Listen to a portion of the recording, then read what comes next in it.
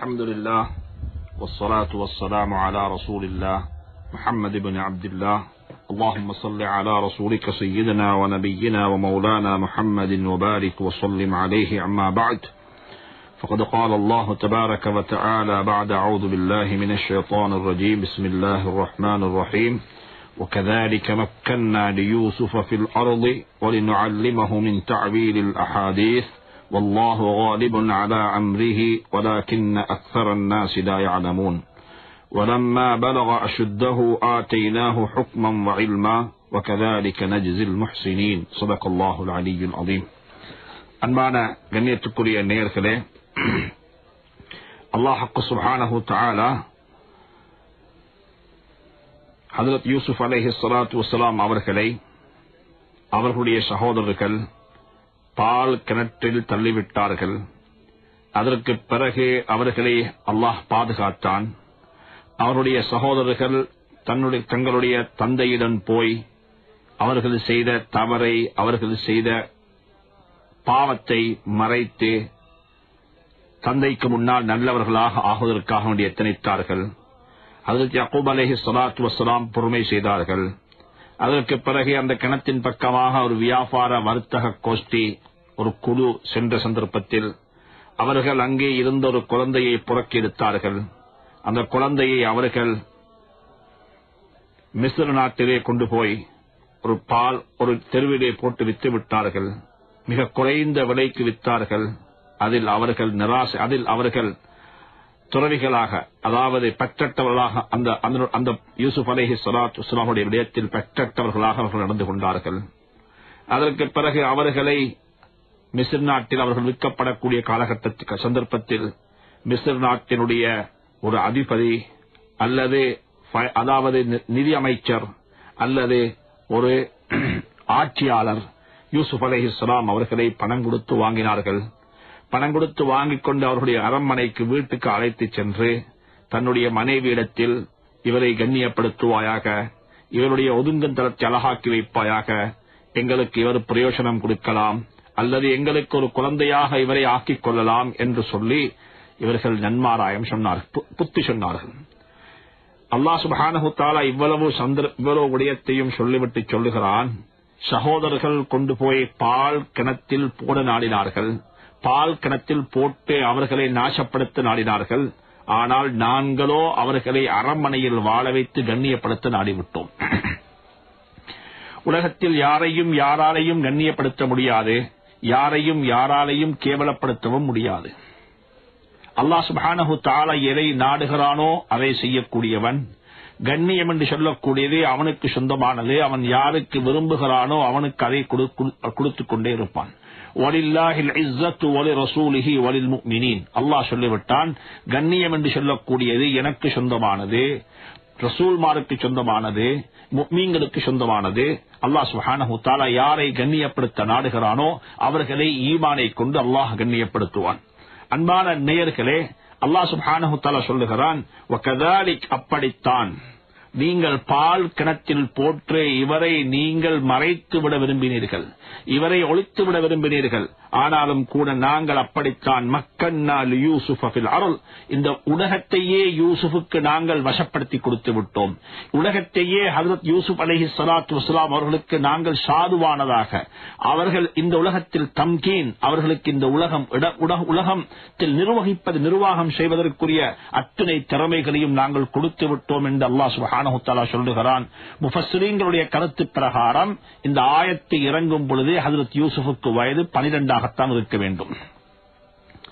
சொல்லிவிட்டு அல்லாஹ் சொல்லுகிறான், 12 வயதில் நாங்கள் யூசுஃபைக்கு இந்த உலகத்தை ஆளக்கூடிய திறமையை கொடுப்பதற்கான ஏற்பாடுகளை செய்துவிட்டோம். அன்பான நேயர்களே, அல்லாஹ் ஒன்றை செய்ய நாடிவிட்டால் நாளைய தினம் நிலைமைகளை மாற்ற வேண்டும் என்ற அவசியம் அல்லாஹ்வுக்கு இல்லை. அல்லாஹ் சுப்ஹானஹு தஆலா பொறுமை செய்யக்கூடியவன்.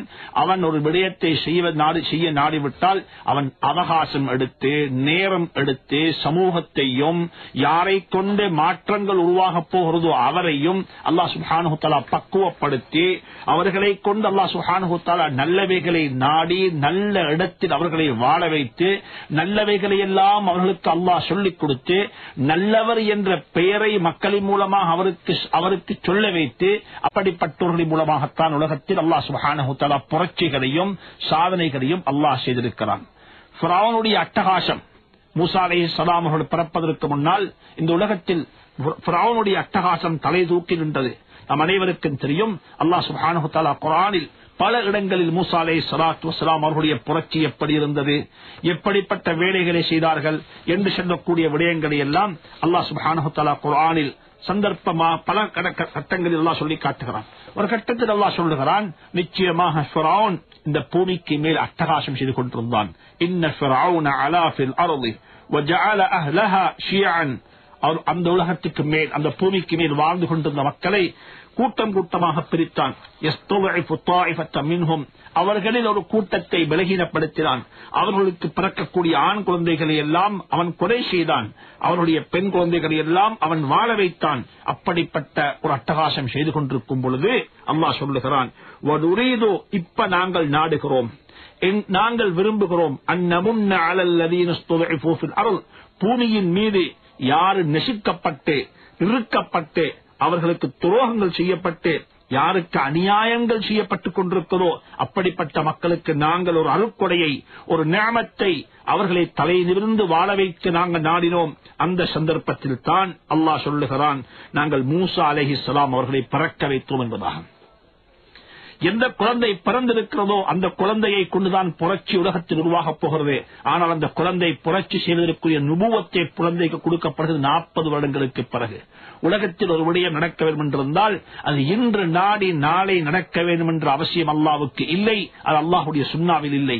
அல்லாஹ் சுப்ஹானஹு தஆலா ஒரு விடயம் நடக்க வேண்டும் என்றிருந்தால் அந்த விடயத்தை நடத்தாட்டக்கூடியவர்களை பிறக்கச் செய்து நல்ல சூழலில் வாழ வைத்து நல்லவைகளை அவர்களுக்கு அல்லாஹ் சொல்லிக் கொடுத்து அமீன் என்று சொல்லக்கூடிய நல்ல பேரையை மக்களுக்கு மத்தியில் வாங்கி அல்லாஹ் சுப்ஹானஹு தஆலா அப்படிப்பட்ட ஒரு மனிதரை, ஒரு சமூகத்தை உருவாக்கித்தான் அல்லாஹ் சுப்ஹானஹு தஆலா உலகத்தில் நிலைமைகளை மாற்றமடைய செய்வான் என்று சொல்லக்கூடிய உண்மையை அல்லாஹ் சொல்லி காட்டுகிறான்.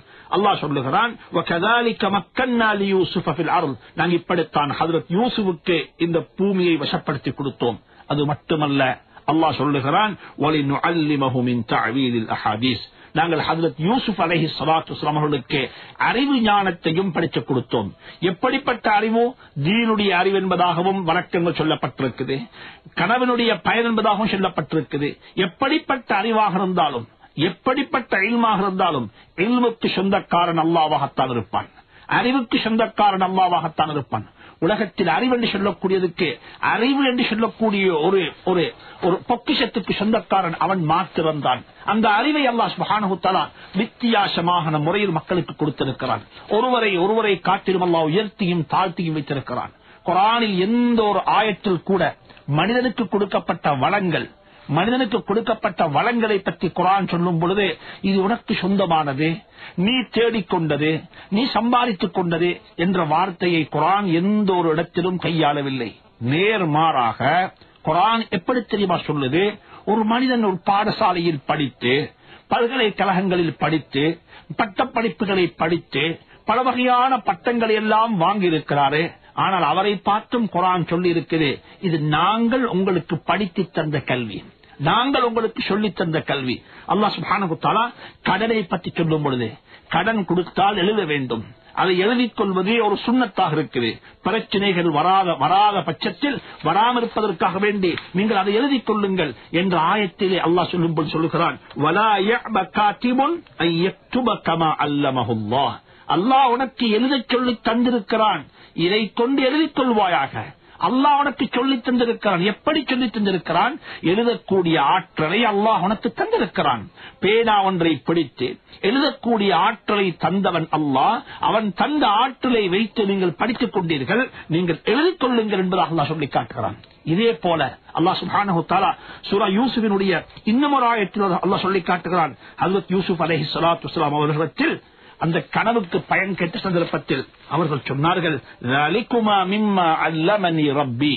நான் உங்களுக்கு இப்பொழுது கனவுக்கு பயன் சொல்ல போகிறேன். இது என்னுடைய மூதல் சொத்தல்ல, இது எனக்கு கிடைத்த ஒரு அனந்தர சொத்தல்ல, இது என்னுடைய அல்லாஹ் எனக்கு சொல்லித் தந்தது, என்னுடைய அல்லாஹ் எனக்கு படித்து தந்தது. அன்பான நேயர்களே, அன்பான சகோதரிகளே, உலகத்தில் அல்லாஹ் யாருக்காவது ஒரு நிஅமத்தை கொடுத்திருப்பார் என்றிருந்தால் அது கல்வி மாத்திரமல்ல, அது குழந்தைகளாக இருக்க